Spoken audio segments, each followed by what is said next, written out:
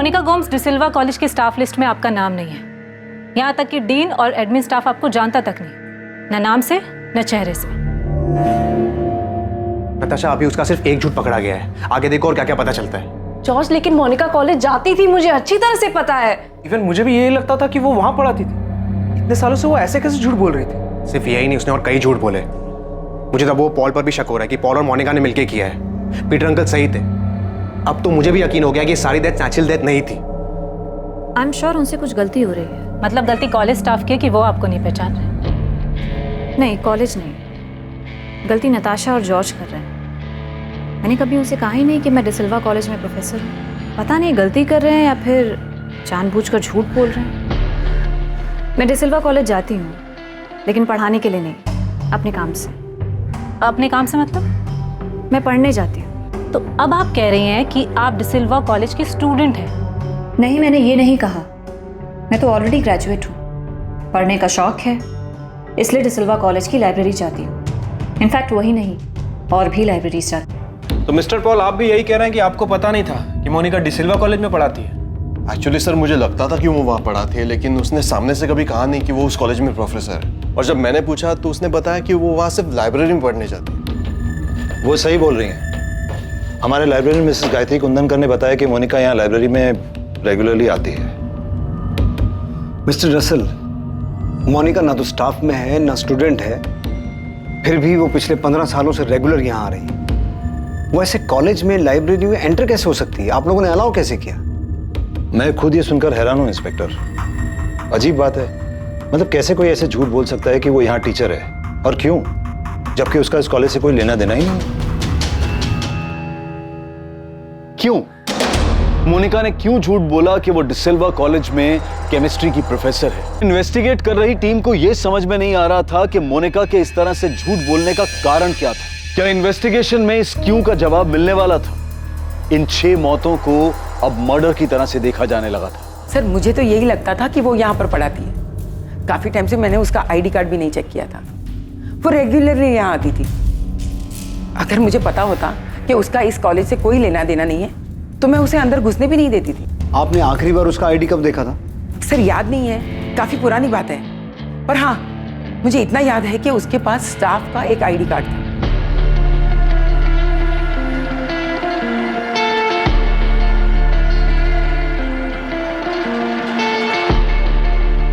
Good morning ma'am. Morning.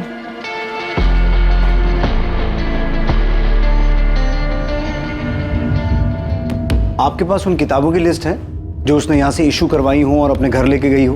वो कोई भी किताब अपने घर नहीं ले जाती थी। जो भी किताब पढ़ती थी वो यहीं पर पढ़ती थी। बल्कि मैंने उसे 1-2 बार कहा भी था, मोनिका, मैंने देखा है तुम किताबें यहीं पर बैठकर पढ़ती हो, घर क्यों नहीं ले जाती? आराम से पढ़ लिया करो ना। मैडम, मुझे कोई भी काम अधूरा छोड़ना पसंद नहीं है, इसलिए यहीं पे पढ़ लेती हूँ। और वैसे भी घर पे और भी बहुत सारे काम होते हैं। मुझे भी ये समझ में नहीं आ रहा है कि ये हो कैसे सकता है। वो लाइब्रेरी में आती है, यहाँ तक कि हमारी सिक्योरिटी भी नहीं रोकती उसे यहाँ आने के लिए। उन्हें भी ये लगता है कि वो यहाँ पढ़ाती है। साहब, वो मैडम तो मेरे यहाँ पे नौकरी लगने से पहले से आती हैं, सब जानते हैं उन्हें साहब। कभी आई कार्ड चेक किया तुमने उनका? साहब, जिन टीचर को रोज आते जाते देखते हैं उनसे आईडी कार्ड कैसे मांगेंगे साहब?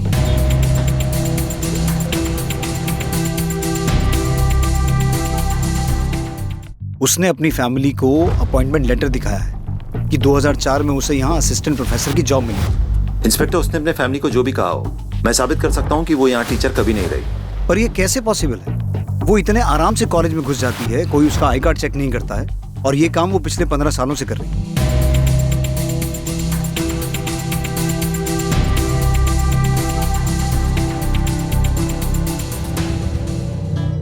अगर हम ये भी मान ले कि उसने आईडी कार्ड जाली बनवाया होगा और उसी के बेस पे सबने उसे टीचर मान लिया, तब भी आईडी कार्ड हर साल नए बनते हैं। उसने 15 साल कैसे मैनेज किया होगा? मिस्टर रसल, हमारे लिए ये जानना जरूरी है कि क्या मोनिका की पहुंच बैरामेक्सिन तक हो सकती है या नहीं।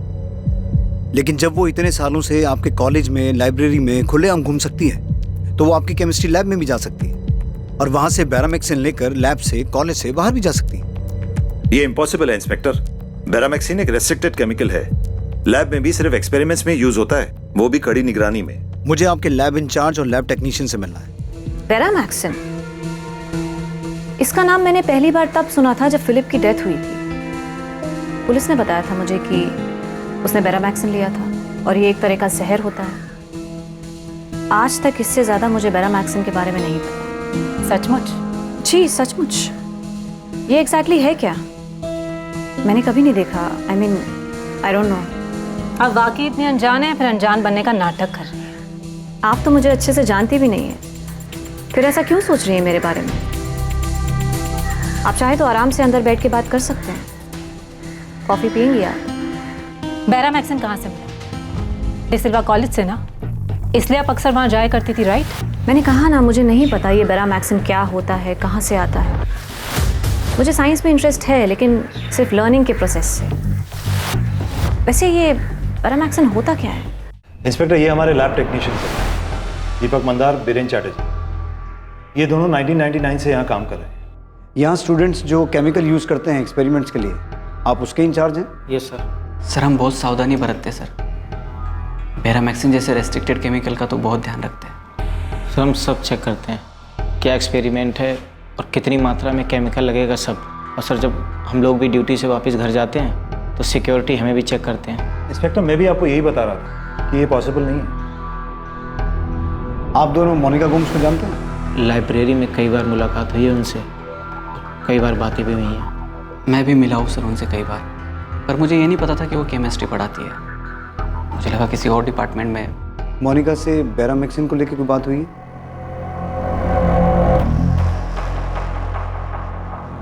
लाइब्रेरी में कई बार बातचीत हुई, डिस्कशन भी हुआ, लेकिन केमिस्ट्री से जुड़ी किसी चीज़ पर कोई बातचीत नहीं हुई सर। सर स्पेस साइंस पे मेरी कई बार बात हुई थी, पर केमिस्ट्री पे कभी बात नहीं हुई।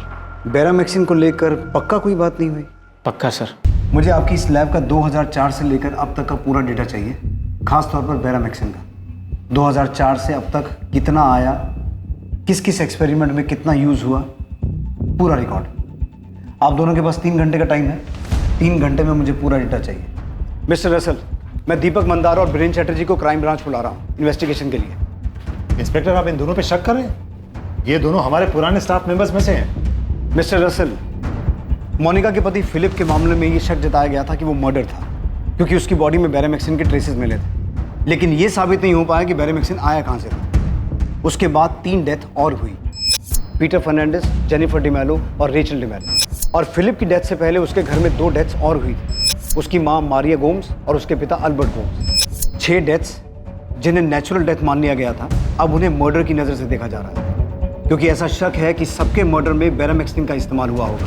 और इन सभी केसेस में हमारी प्राइम सस्पेक्ट मोनिका है। अब ये तो साबित हो चुका है कि मोनिका फर्जी तरीके से आपके कॉलेज में घुसी थी, और मुझे पूरा यकीन है कि मोनिका को बेरामैक्सिन आपके कॉलेज से ही मिला है।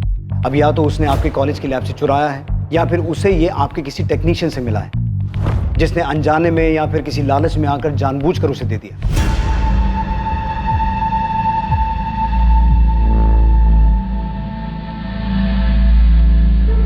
जानबूझकर दिए जाने के चांसेस ज़्यादा हैं, क्योंकि मैं मोनिका को ज़्यादा तो नहीं जानता, लेकिन इतना समझ गया हूं कि वो बहुत शातिर औरत है। उससे उगलवाना मुश्किल होगा, इसलिए हमें आपकी मदद की ज़रूरत पड़ेगी, और मैं उम्मीद रखता हूं कि आप कोऑपरेट करेंगे।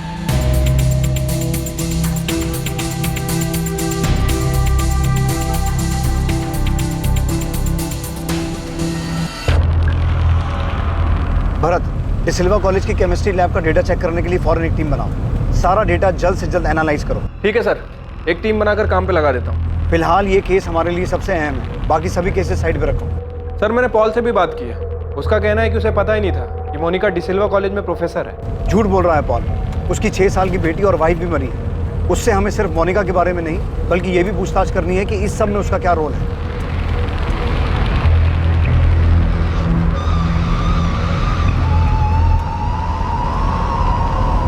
अमृता, मुझे जल्द से जल्द मोनिका के फ़ोन रिकॉर्ड्स चाहिए। जब उसने पहला फ़ोन खरीदा होगा तब से लेकर अब तक जितने भी नंबर इस्तेमाल किए हैं, एक एक नंबर की डिटेल चाहिए। सर तब से लेके अब तक मोनिका भी 38 साल की है, तो उस वक्त 18 से 20 साल की होगी जब उसने पहला फ़ोन खरीदा होगा, राइट? मतलब 2001 या 2 से लेकर अब तक। और पीछे जाना पड़े और पीछे जाओ, लेकिन एक एक नंबर की डिटेल निकालो। कॉलेज में फर्जी तरीके से घुसना, अपने आप को प्रोफेसर बताना, कॉलेज से बेरामैक्सिन चुराना, नकली पेपर्स बनवाना। मैं मानता हूँ कि बहुत शातिर औरत है, लेकिन इतना कुछ करने के लिए उसने किसी न किसी की मदद तो ली होगी। भरत, डिसिल्वा कॉलेज के डेटा पर टीम लगाने के बाद तुम्हारा अगला काम गांधीनगर एफएसएल से बात करना है, क्योंकि शायद फोरेंसिक से हमें ये पता चले कि जो 6 मौतें हुई वो नेचुरल थी या उन्हें जहर दिया गया था। मतलब फिलिप के अलावा वो 5 मौतें हैं जो पिछले 14 साल में हुई हैं। करेक्ट। और उसके तुरंत बाद तुम्हें मोनिका की हिस्ट्री भी निकालनी है, कौन है, कहाँ से आई, एक एक डिटेल चाहिए मुझे। 6 मौतें मतलब 6 मर्डर्स, जिसमें एक 6 साल की बच्ची भी है। ये औरत है क्या?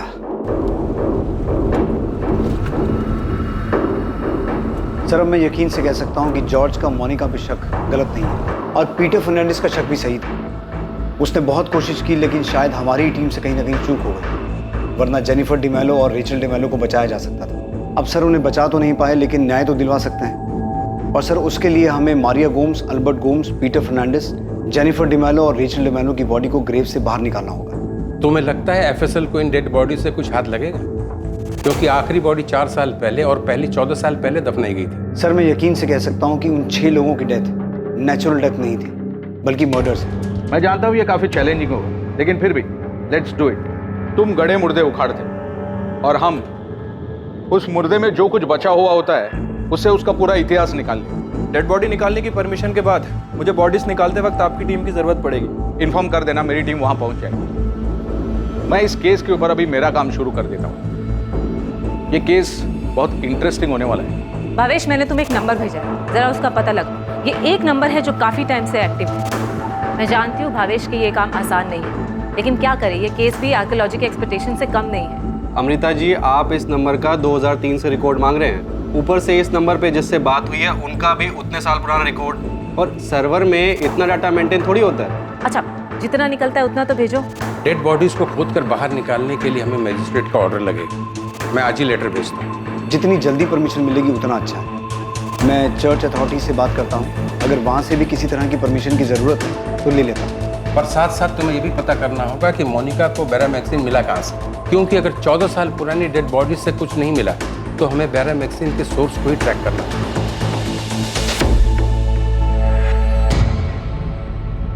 तो ये सब मर्डर ही थे ना सर? जॉर्ज, हम डिसिल्वा कॉलेज की केमिस्ट्री लैब का पिछले 15 साल से अब तक का रिकॉर्ड चेक कर रहे हैं, लेकिन ग्रेव्स में से डेड बॉडी को खोद के निकाल के उसमें से बैरामैक्सिन के बारे में पता करना आसान काम नहीं है। और अगर पता नहीं चल पाया कि जहर दिया गया था तो फिलिप की डेथ के अलावा बाकी सब की डेथ नेचुरल मान ली जाएगी।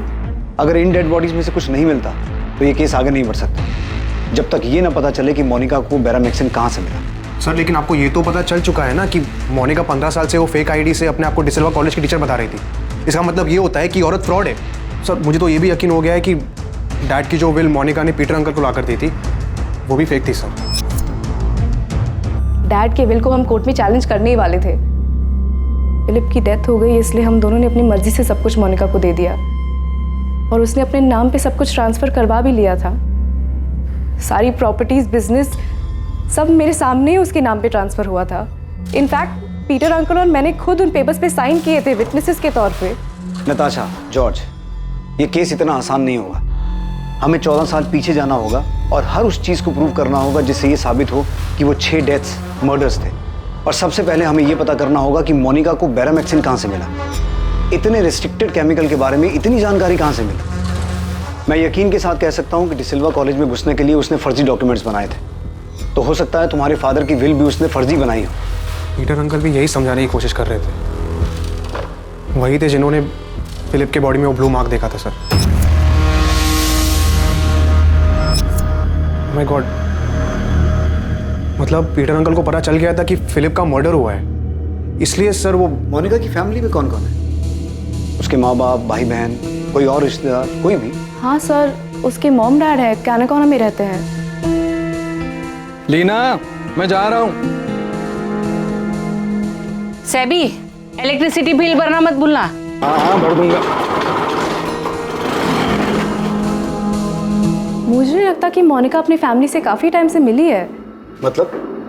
उनके बीच में रिलेशंस कुछ ठीक नहीं थे। मोनिका के पेरेंट्स फिलिप के डेथ पे भी नहीं आए थे। आई डोंट नो उसने इन्फॉर्म भी किया होगा या नहीं उनको। 6 लोगों की डेथ जो शायद मर्डर्स हों, तो मोनिका का इसके पीछे का मोटिव सिर्फ तुम्हारी प्रॉपर्टी को हासिल करना था? मुझे लगता है कुछ और भी गड़बड़ है।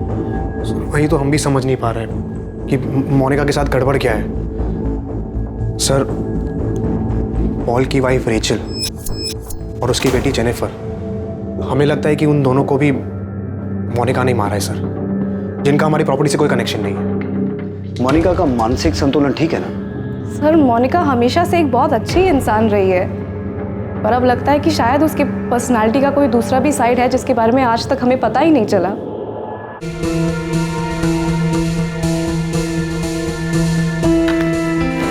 क्या हुआ पॉल?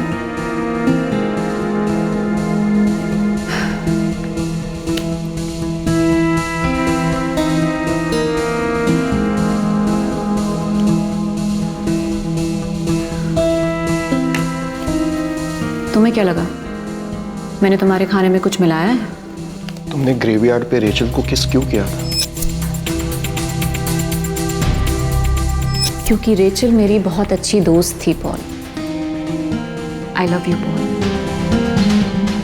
मैंने कुछ नहीं किया है। नताशा और जॉर्ज को गलतफहमी हो रही है। पॉल मैं प्यार का दिखावा नहीं कर सकती, लेकिन मैं उन सब से प्यार करती थी जिन्हें मैंने खोया है। मुझे भी बहुत दुख है उनके जाने का।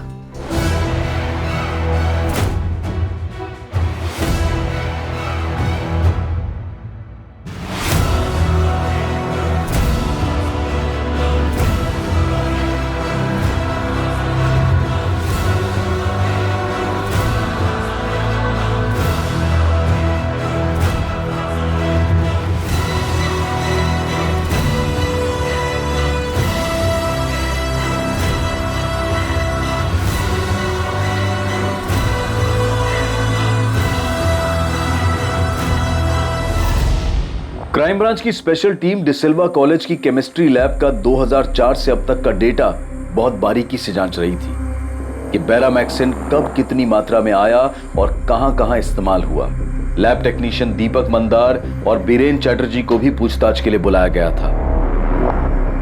इसी दौरान मारिया गोम्स, एल्बर्ट गोम्स, फिलिप गोम्स और पीटर फर्नांडिस के अवशेष जांच के लिए ग्रेव्स खोदकर बाहर निकालने की परमिशन भी मिल गई और जेनिफर डिमेलो और रेचल डिमेलो के भी ग्रेव्स को खोदकर उनके अवशेष बाहर निकालने की अनुमति मिल गई।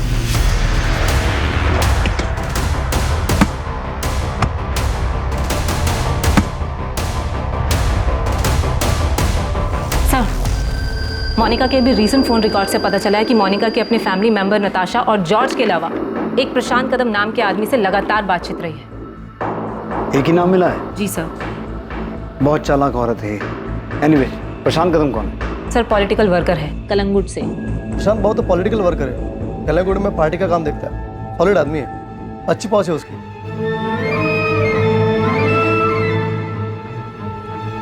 ऐसा कोई बड़ा पॉलिटिशियन नहीं है, पर एरिया में धाक है उसकी। पर मैम ये मोनिका का प्रशांत कदम से क्या कनेक्शन हो सकता है? गणेश, ये तुम मुझसे मत पूछो, खोद कर निकालो और मुझे बताओ कि क्या मामला है। ये 6 के 6 डेथ मर्डर्स लग रहे हैं।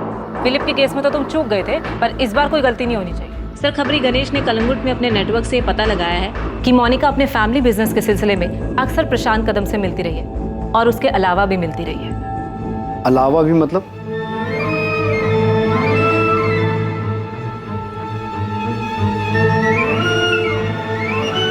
सर एक्चुअली कलंगुट में प्रशांत कदम का एक छोटा सा होटल है। सालों से मोनिका और प्रशांत वहां मिल रहे हैं।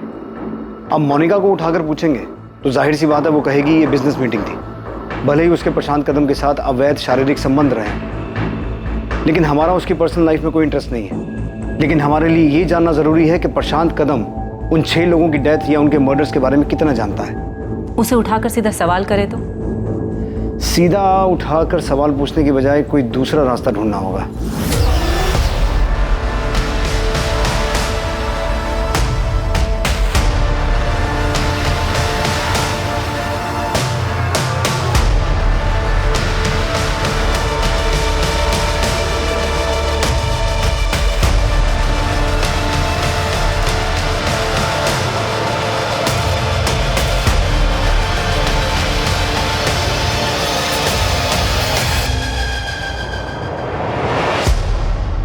सिर्फ फिलिप गोम्स की मौत के बाद पोस्टमार्टम हुआ था और उसकी बॉडी से बेरामैक्सिन के ट्रेसेस पाए गए थे, लेकिन बाकी 5 मौतों में किसी का भी पोस्टमार्टम नहीं हुआ था क्योंकि उनकी मौत को नेचुरल बताया गया था। अब उन बॉडीज को बाहर निकाला गया था, उनके अवशेषों की जांच होने वाली थी। क्या इस जांच में कुछ सामने आने वाला था जिसकी पुलिस को उम्मीद थी? क्या इन सभी को भी जहर देकर मारा गया था? फोरेंसिक टीम के लिए भी इन सभी सवालों के जवाब ढूंढना आसान नहीं था। प्रफुल्ल, तुम अच्छी तरह जानते हो कि इतने सालों के बाद डेड बॉडी के नाम पर हमें सिर्फ कुछ हड्डियां, कुछ स्केलेटन मिलने वाली थी, और वही हुआ। लेकिन अच्छी खबर यह है कि हम उनका डीएनए हासिल करने में कामयाब हुए। अब उसी से हमें एनालिसिस करना होगा, उसी से पता करना होगा कि जहर दिया गया था या नहीं। मुश्किल है, यहाँ पर नामुमकिन नहीं। गिरीश जी, आपने कहा नामुमकिन नहीं है, मतलब मुमकिन है। पता चल सकता है कि इनको जहर दिया गया था। इनकी मौत भी बैरामिक्सिन की वजह से हुई है। एग्जैक्टली। लेकिन मुझे थोड़ा टाइम दो, टेस्ट बहुत कॉम्प्लिकेटेड होने वाली है, लेकिन हम जरूर पता लगा लेंगे कि जहर दिया गया था या नहीं। थैंक यू गिरीश जी, आप टाइम लीजिए, लेकिन जितना जल्दी हो सके रिपोर्ट दीजिए प्लीज। सर, आप बार बार हमें यहाँ बुला लेते हैं। हमें जो पता था हम आपको सब बता चुके हैं। अब सर, बार बार परेशान करने से हम आपको कुछ नया तो बता नहीं देंगे। सर, हमने सच में कुछ नहीं किया है सर। हमको नहीं मालूम मोनिका को किसने बैरामेक्सिन दिया, कहाँ से दिया, कुछ नहीं मालूम सर। लेकिन हमें तो कुछ और ही पता चला है। बैठो। वैसे आप लोगों को पता है ना कि हमारी एक टीम आपकी लैब का 2004 से लेकर अब तक का बैरामेक्सिन का रिकॉर्ड चेक कर रही थी। उसमें ये सामने आया है कि 2005, 2007, 2010, 2012, 13 और 2015 में आपकी लैब से बैरामेक्सिन गायब हुआ है।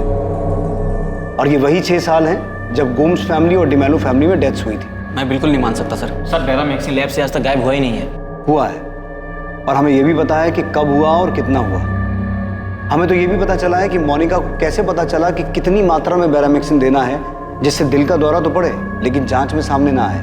थैंकफुली उस दिन तब तक हमने फिलिप की बॉडी उसकी फैमिली को हैंडओवर नहीं की थी, और उसी वक्त पीटर फर्नांडिस ने नोटिस किया कि फिलिप की बॉडी नीली पड़ रही है। डॉक्टर प्रांस भाई, मैंने उन सभी डॉक्टर से बात की है जिन्होंने बाकी लोगों के केस हैंडल किए थे, लेकिन उनमें से कोई भी डॉक्टर ये पता नहीं लगा पाया कि उन्हें जहर दिया गया था। इंस्पेक्टर, जैसे कि मैंने बताया, इसमें 2 वजह हो सकती है। पहली ये कि उसे जहर दिया ही नहीं गया हो। ये तो इम्पॉसिबल है, क्योंकि मोनिका गुम्स के बारे में जो भी सच सामने आया है वो आम बात नहीं है। वो बहुत शातिर औरत है और उसने बड़ी चालाकी से ये मर्डर्स किए हैं। दूसरी वजह यह है कि मोनिका ये अच्छी तरीके से जानती है कि किसी इंसान को हार्ट अटैक आने के लिए कितनी मात्रा में बैरामेक्सिन डोज दिए जाते हैं, और जिससे कि वो डिटेक्ट भी ना हो। तो मोनिका को एग्जैक्टली पता होगा कि कितना बैरामेक्सिन देना है। शायद मोनिका को एग्जैक्ट मात्रा पता थी, और ये वो खुद पता नहीं लगा सकती जब तक कोई एक्सपर्ट उसे ना बताए, और इसी काम में आप दोनों ने उसकी मदद की है। वैसे आपकी जानकारी के लिए बता दूं, बाकी 5 लाशों को भी ग्रेव्स में से खोद के निकाल लिया गया है। उसकी जांच चल रही है, और अगर उन लाशों में बैरामेक्सिन के ट्रेसेस मिले ना तो तुम दोनों तो बहुत बुरा फंसने वाले हो। सर, मैं कसम खा के बोल रहा हूँ, मैंने कुछ नहीं किया। सर, इतना खतरनाक केमिकल जो एक्सपेरिमेंट में भी इतनी निगरानी में यूज होता है, मैं ऐसे ही किसी को नहीं दूंगा। सर, हम पहले ही बता चुके हैं, हम बस उसे लाइब्रेरी में मिले थे, थोड़ी बहुत कुछ बातचीत हुई थी, लेकिन केमिस्ट्री या बैरामेक्सिन के बारे में कोई बातचीत नहीं हुई। हम लोगों ने लैब के रिकॉर्ड बहुत अच्छे तरीके से मेंटेन किए। हमें मान ही नहीं सकते सर कि केमिकल गायब हुआ है। अगर हुआ भी है तो किसी और ने किया है सर, हम दोनों ने नहीं सर। किसी और ने किया है मतलब? और कौन कर सकता है? देखो, बात को समझ लो, ये केस बहुत सीरियस है। हम ऑलरेडी 14 साल लेट चल रहे हैं। अब अगर किसी की वजह से 1 दिन की भी देरी हुई ना तो उसे बख्शेंगे नहीं हम। सर, हमने कॉलेज से मिले डेटा को 6ठी बार छाना है। कुछ मिला? नहीं सर। और आपको? नहीं। दीपक और बीरेन अभी भी कह रहे हैं कि उन्होंने बैरामेक्सिन मोनिका को नहीं दिया। सर, इतने सालों में रत्ती भर बैरामेक्सिन लैब से गायब नहीं हुआ। सारा रिकॉर्ड क्लियर है। सर, मुझे नहीं लगता कि मोनिका को बैरामेक्सिन लैब से मिला होगा। मोनिका को बैरामेक्सिन दीपक और बीरेन ने ना दिया हो, बल्कि किसी स्टूडेंट ने उसकी हेल्प की हो। एक्सपेरिमेंट के टाइम पे केमिकल चुराया और मोनिका को दे दिया।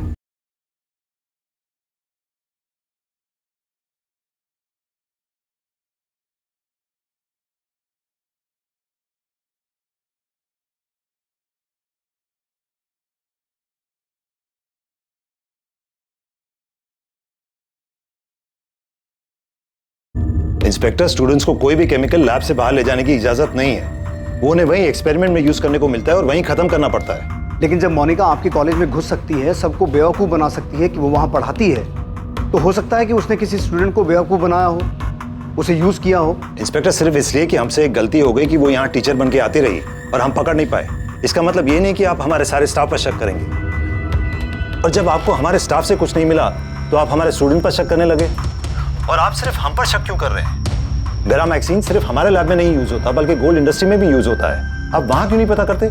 वहां भी पता करेंगे, लेकिन मिस्टर रसल, मुझे एक बात का जवाब दीजिए कि मोनिका ने फेक केमिस्ट्री टीचर बन के जाने के लिए आपका ही कॉलेज क्यों चुना? कोई तो वजह होगी ना उसके पीछे। आप उन सभी ईयर्स के स्टूडेंट्स को चेक कीजिए जिन सालों में ये डेथ्स हुई हैं। मैं यकीन के साथ कह सकता हूँ कि मोनिका आपके कॉलेज किसी खास मकसद से आई थी। ओके। अमृता। Yes sir. हमें फोरेंसिक से सभी डिटेल्स मिल जाएंगी। अगर ये पता चलता है कि इन सबको जहर दिया गया था तो ये सभी नेचुरल डेथ के केसेस मर्डर केसेस में तब्दील हो जाएंगे। लेकिन मर्डर को साबित करने के लिए, अपराधी तक पहुंचने के लिए हमें हर हाल में ये पता लगाना होगा कि बैरामेक्सिन आया कहाँ से। सर प्रशांत कदम को उठाए, उससे पूछताछ करें। उठाते हैं प्रशांत। भरत कहाँ है? सर वो मोनिका के मम्मी पापा से मिलने कहना कोना गया। मुझे कहना कोना में मोनिका के पेरेंट्स के घर का एड्रेस मिल गया है। मैं थोड़ी देर में वहाँ पहुँच जाऊँगा। खबरी गणेश ने मेरी मधुकर सावंत से बात करवाई है। वो मोनिका और उसकी फैमिली को बचपन से जानता है। थोड़ी देर में उनसे बात करने वाला हूँ। गुड, मुझे यही पता करना था। भरत, पहले मधुकर से बात करो। फिलहाल मोनिका के माँ बाप से कुछ पूछताछ मत करना, वरना मोनिका अलर्ट हो जाएगी। मम्मा। यस बेटा। नताशा आंटी और जॉर्ज अंकल कह रहे थे कि बेटा उनकी बातों पर ध्यान मत दो, उनकी बातों का कोई मतलब नहीं। पर मम्मी वो पापा के बारे में बात कर रहे थे। जेम्स, वो दोनों बहुत परेशान है बेटा। तुम टेंशन मत लो, मैं उनसे बात करती हूँ, उनकी परेशानी दूर कर दूँगी।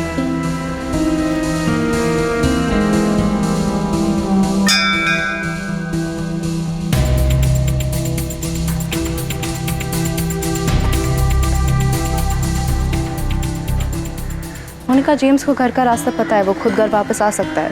नताशा, जेम्स मेरा भी बेटा है। फिलिप की हेल्थ और उसके पीने की आदत की वजह से हमने डिसाइड किया था ना कि वो तुम्हारे साथ रहेगा।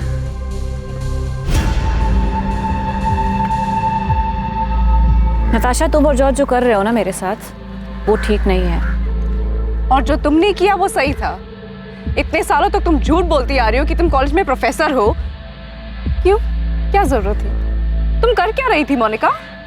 मैं वहाँ पढ़ाई कर रही थी नताशा, रिसर्च कर रही थी। इनोसेंट लोगों को मारने का research? Mama, dad, Philip, Peter uncle, Rachel, Jennifer. Monica, तुमने इन सबको मार दिया। तुमने ये सब कुछ अकेले किया या पॉल ने भी तुम्हारा साथ दिया सब पे? जॉर्ज कहाँ है नताशा? लिसन मोनिका, जॉर्ज वापस लंदन चला गया, तुम उसको छोड़ो। तुम मेरे सवाल का जवाब दो। वापस चला गया? एक बार मुझसे मिलने तक नहीं आया। तो तुमसे डर लगता है? और मुझे भी।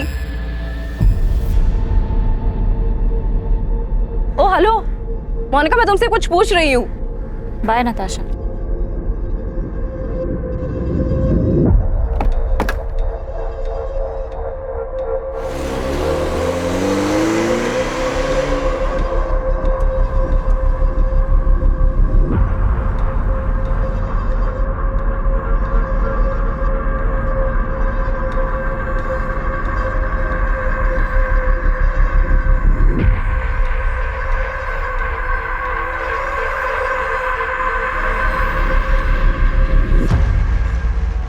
हाँ, जानता हूँ मोनिका, कई साल से जानता हूँ। तो चलो फिर तुमसे कुछ पूछताछ कर लेते हैं। इस बारे में काफ़ी टच में हूँ मोनिका, तो जानते ही होगे किस बारे में बात करनी। वैसे तुम्हारे पार्टी प्रमुख से बात हो गई। अगर इस सब में तुम्हारा कोई हाथ है तो हम तुम्हें अरेस्ट कर सकते हैं। चलो।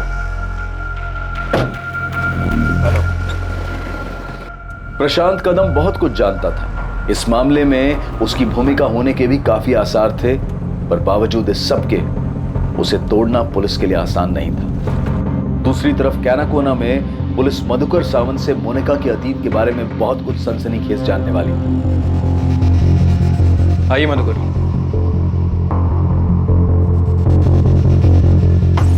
वो मोनिका का शादी का बाद से ही मैं उसको कभी नहीं मिला है सर। और उसका माँ बाप सेबेस्टियन और लीना, वो भी कभी कभार ही मिले होंगे। मधुकर जी, हमें एक मामले में मोनिका गोम्स पे शक है और इसी वजह से मैं यहाँ तक आया। ये गणेश बताया मेरे को। सब मधुकर जी बता रहे थे कि बड़ी अजीब हिस्ट्री है इस मोनिका गोम्स की। कैसे हिस्ट्री? साहब वो स्कूल के टाइम से ही बहुत लफड़ा करती थी, अजीब बर्ताव था उसका। मोनिका, पैसे कहाँ हैं? पैसे कहाँ हैं मोनिका? मुझे नहीं पता, मैंने नहीं लिया। मोनिका, तू झूठ बोल रही है ना? मैंने तुझे देखा, पर्स के आजू बाजू में डेस्क के पास तू घूम रही थी। मैंने तुझे पूछा ना कि तू क्या कर रही है, तूने क्या बोला मुझे? कि तू बुक ढूंढ रही है। तूने मुझे झूठ बोला ना? मैं बुक ढूंढ रही थी। झूठ, फिर झूठ, एक के बाद एक झूठ। मुझे डेस्क के पास बुक कहाँ से आई तेरी? हाँ, कहाँ से आई? बोल। उससे पैसे चुराए ना तू? चुराए ना पास से पैसे, हाँ करने के बाद भी चुराए। नहीं सुधरेगी। सच बोलना। नहीं सुधरेगी। बोल, चुराएगी पैसे, चुराएगी, करेगी चोरी। मैं पूछती हूँ,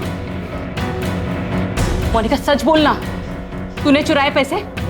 मोनिका की चोरी की आदत के कारण वो हर रोज ही सेबेस्टियन से मार खाता और ये बात पूरे कॉलोनी को पता थी।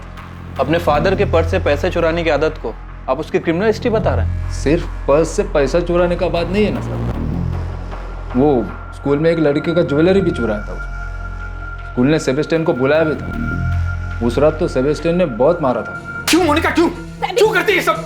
अरे कितनी शर्म आई मुझे सबके सामने जब तूने मेरी बेइज्जती करवाई। अरे सुधरती क्यों नहीं है? सैमी बस करो। लीना तू घर छोड़। इतना मार दो, इतना मार मुझे। अरे आज मैं इसको ऐसा सबक सिखाऊंगा ना, सेबेस्टियन चोरी करने का सोचेगी भी नहीं। नहीं है सेबेस्टियन, उसको कितना लगा है देख। नहीं, हाथ में चोट लगी है, उसका हाथ टूट गया है। अरे बहुत तो क्या अरे कहाँ से सीखा ये सब? मोनिका मैंने प्लास्टर कर दिया है, इसे ठीक होने में टाइम लगेगा। सोते समय ध्यान रखने से दबाव मत पड़े और इसे खोलना मत। उस रात तो सेबेस्टियन ने मोनिका को इतनी बुरी तरह मारा तो उसका हाथ फ्रैक्चर हो गया। मोनिका क्यों करती है तू ऐसा? क्या जरूरत थी तुम्हें उस लड़के की ज्वेलरी चुराने की? हाँ देख बेटा, अब भी टाइम पे सुधर जा, वरना बहुत पछताना पड़ेगा। मोनिका बेटा, हाथ कैसा है अब तेरा? पहले से दर्द कम है ना? ले हल्दी वाला दूध पी ले। उस रात मैंने और मेरी बीवी ने उसको बहुत समझाने की कोशिश की। देख बेटा, तेरा डैड बहुत ईमानदार आदमी है, उसूल का एकदम पक्का है वो। उसूलों की वजह से ही डैड गरीब है अंकल। अरे ऐसे नहीं बोलते, उसी की ईमानदारी की कमाई से तेरा घर चल रहा है ना? सिर्फ घर ही चल रहा है ना आंटी, 2 टाइम का खाना मिल रहा है बस। चोरी करना जुर्म है, क्राइम है। अरे बहुत बुरी आदत है, अगर ये आदत तूने नहीं छोड़ी ना तो एक दिन तुझे। एक दिन मेरे पास बहुत सारा पैसा होगा अंकल, मैं बहुत अमीर बन जाऊंगी, जो चाहूंगी वो खरीद पाऊंगी, किसी के सहारे नहीं रहूंगी। तेरा डैड जो भी कर रहा है ना, तेरे अच्छे के लिए कर रहा है। हमने उसको अपनी तरफ से बहुत समझाया, उसका माँ बाप ने भी उसको समझाया। देखकर ऐसा लगने लगा था कि वो सुधर गई, खास करके फिलिप से शादी के बाद। हालांकि सब लोग हैरान थे कि इतना अमीर घर का लड़का फिलिप को ये मिडिल क्लास लड़की मोनिका से प्यार कैसा होगा। हाँ, पर एक ऐसी शादी थी साहब जिससे सारा कॉलोनी खुश था।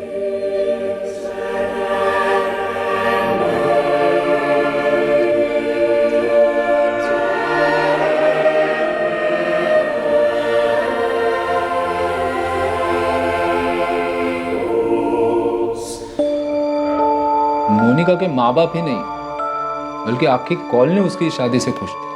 मधुकर जी, हमें पता चला है कि मोनिका काफ़ी टाइम से अपने पेरेंट्स से मिलने नहीं गई और उसके पेरेंट्स भी काफ़ी समय से मोनिका से मिलने नहीं आए, यहाँ तक कि फिलिप्स गोम्स की मौत हो जाने के बाद भी नहीं।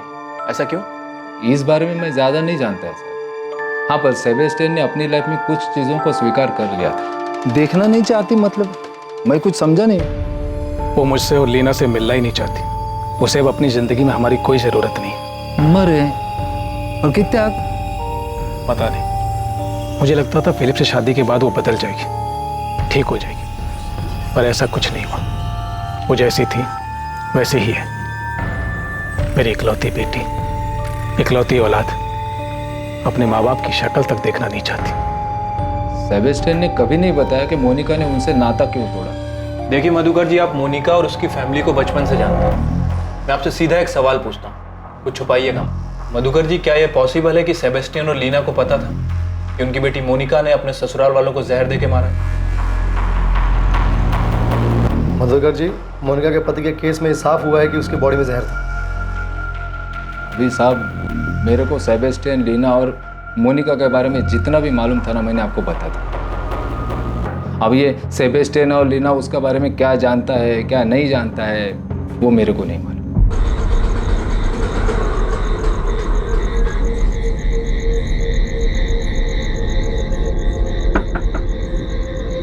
ऐसा कोई ना कोई तो जरूर था जो इन 6 लोगों की मौत और उनके मर्डर होने के बारे में जानता था।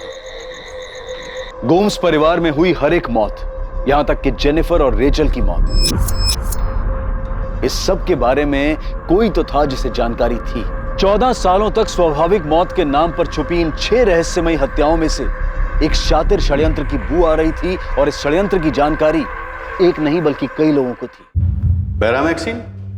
ये क्या होता है? मेरे को तो मालूम ही नहीं। तू मोनिका को 2003 से जानता है ना, जब वो शादी करके आई थी। मैं मोनिका से पहली बार अपनी केलंगूट वाली शॉप में मिला था, तब से ही दोस्ती है। दोस्ती से ज्यादा ही है। तुमने जो पता किया है वो सच है। हम दोनों का फिजिकल रिलेशन है, वो उसकी भी जरूरत है और मेरी भी, तो चल रहा है। पर उसने अपनी फैमिली में किसी का मर्डर किया है, ये बात मैं नहीं मान सकता। उसका अच्छा दोस्त है ना तू, तो ये भी जानता होगा कि मोनिका फर्जी आईडी बनाकर डिसिल्वा कॉलेज में केमिस्ट्री टीचर बन के घूम रही है। मेरे को इतना मालूम है कि उसे पढ़ने का शौक है। अब वो वहां स्टूडेंट है या टीचर, ये मालूम नहीं। प्रशांत कदम, मोनिका अकेले इतनी बड़ी धोखाधड़ी और 6 मर्डर्स नहीं कर सकती। तो आपको क्या लगता है मैंने उसकी मदद की है?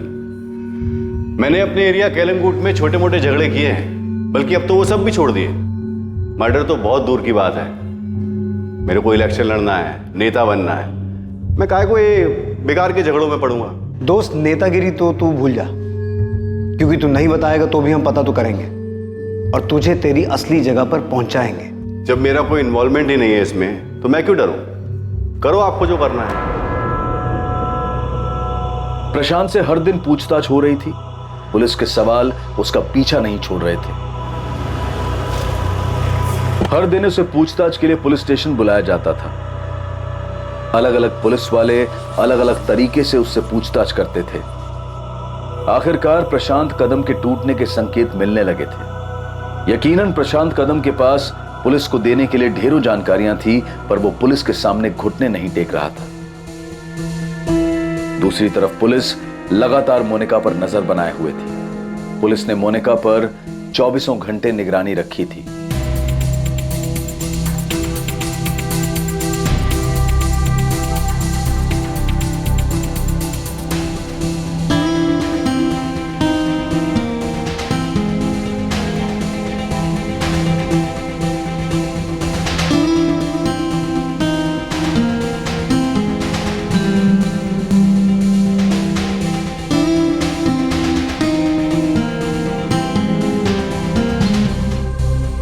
मिस हो गया सर।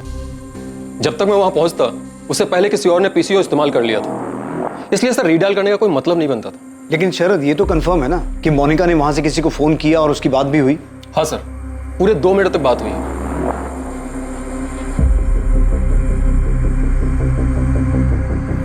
मोनिका ने 1:30 पे कॉल किया था। सर ये है उस पीसीओ का नंबर जहां से उसने कॉल किया था। अमृता, इस लैंडलाइन नंबर के कॉल रिकॉर्ड्स मंगवाओ। ये जानना बहुत जरूरी है कि उसने किसको कॉल किया था। जी सर। पर भाऊ, इसमें मेरा कोई हाथ नहीं है। मैंने कोई बैरामैक्सिन या ऐसा कुछ भी सप्लाई नहीं किया है। देख प्रशांत, तू पार्टी मेंबर है और इस औरत पे पुलिस को 1 नहीं 6 मर्डर का शक है। ऐसा नहीं हो कल पार्टी को इसकी या तेरी वजह से। भाऊ, ऐसा कुछ नहीं होगा। मेरा ये मर्डर में कोई हाथ नहीं है। तो जिसमें भी तेरा हाथ है, तूने उसकी जो भी जिस भी तरह की मदद की है, जाके पुलिस को बता दे। मेरी बात तो सुनो, मैंने उसको थोड़ी मदद की है, लेकिन मुझे नहीं पता था कि उसने ये सब। प्रशांत, मेरे को सुनाने का मतलब नहीं है। तुझे जो बताना है, जो कहना है, पुलिस को जाके कह। पुलिस के लिए ये एक बड़ी सफलता होने वाली थी कि प्रशांत बयान देने और सच बताने के लिए तैयार हो गया था। वो जुर्म जिसकी शुरुआत 14 साल पहले हुई थी, अब अपने असली चेहरे के साथ सामने आने वाला था।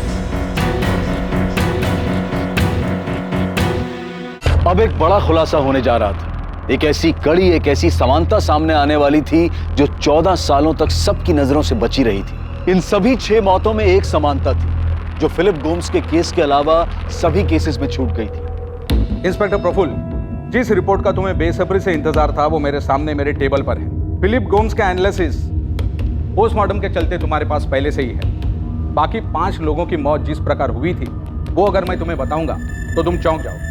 सबको जहर दिया गया था? हाँ, एनालिसिस के मुताबिक उन सभी को फिलिप गोम्स की तरह बैरामैक्सिन दिया गया। Maria Gomes, Albert Gomes, Peter Fernandes, 6 साल की बच्ची जेनिफर और उसकी माँ रेचल डिमेर, इन सभी को बैरामैक्सिन दिया गया था, जिसकी वजह से उन्हें हार्ट अटैक आया, जिसकी मात्रा इतनी कम थी कि डॉक्टर भी उसे पहचान नहीं पाए और उन्हें डेड डिक्लेयर कर दिया। और इस तरह सारे मर्डर्स एक नेचुरल डेथ बन गए। 6 मासूम लोगों की हत्या जो 14 साल तक स्वाभाविक मौत मानी जाती रही, दरअसल ये मौत स्वाभाविक नहीं, क्रूर हत्याएं थीं। 2010 में फिलिप गोम्स की मौत पर शक सबसे पहले गहराया था, पर अनदेखी और लापरवाही के कारण ये हत्या आत्महत्या के नाम पर दर्ज की गई और फाइल बंद कर दी गई। जो सच 14 साल जमीन में दफन रहा, वो आज बाहर आकर न्याय की गुहार लगा रहा है। एक नहीं, 6 निर्मम हत्याओं की कहानी कह रहा है। ये साबित हो चुका है कि 6 लोगों की डेथ नेचुरल नहीं बल्कि मर्डर्स थे। इन 6 लोगों को मारने के लिए जिस बैरामैक्सिन का यूज हुआ, क्या आपको उसकी जानकारी मिल चुकी है कि वो कहाँ से आया था? अभी तक तो नहीं मैम, लेकिन जल्दी पता चल जाएगा। मोनिका जिस कॉलेज में प्रोफेसर बनकर जाती। देखिए, मैं बता चुका हूँ कि अभी सिर्फ ये साबित हुआ है कि 6 लोगों के मर्डर्स किए गए।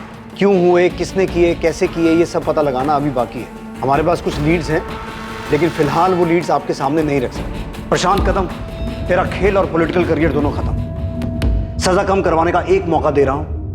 हमें पता तो चल चुका है कि मोनिका का इन मर्डर्स में साथ तू नहीं दिया था, बैरामैक्सिन तू न ला के दिया था। साहब, मैंने उसकी मदद नहीं की। मुझे तो सुनकर खुद शौक लगा था कि उसने 6 लोगों को मारा है। सच्ची बोल रहा हूँ साहब, मेरे को आइडिया नहीं था कि उसने किसी को मारा है। हेलो, कौन बोल रहा है? कौन तुमने किया है? तुम बताओ कौन बोल रही हो? असिस्टेंट सब इंस्पेक्टर अमृता बोल रही हूँ। 6 दिन पहले मोनिका गोम्स ने तुझे पीसीओ से कॉल किया था ना? 1 सेकंड पहले तो तू बहुत फैल रहा था, ये अचानक तेरी बोलती क्यों बंद हो गई? मोनिका गोम्स को जानते? जी जानता हूँ मैं उसे। नाम क्या है तेरा? लॉरेंस। खाली लॉरेंस, आगे पीछे कुछ नहीं है? Kevin Lawrence. केविन, तू मोनिका गोम्स को कैसे जानता?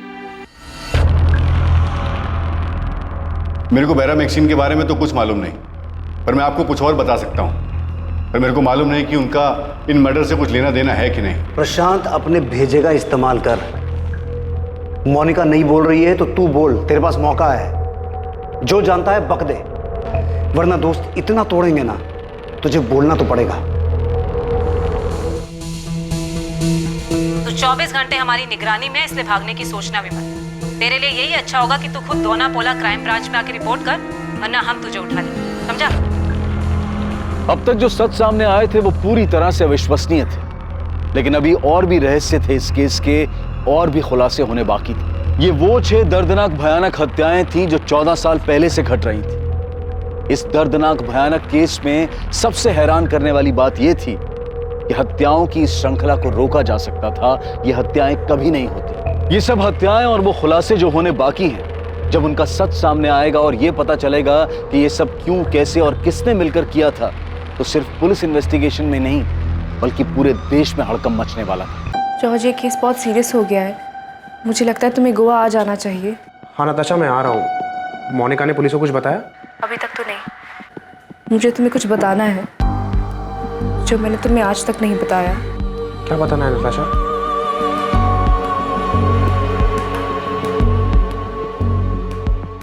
ये षड्यंत्र कैसे रचा गया, कैसे अपने अंजाम तक पहुंचा और कौन कौन इस साजिश में लिप्त थे, ये हम देखेंगे कल रात 10:30 बजे इस श्रृंखला के आखिरी अध्याय में। जय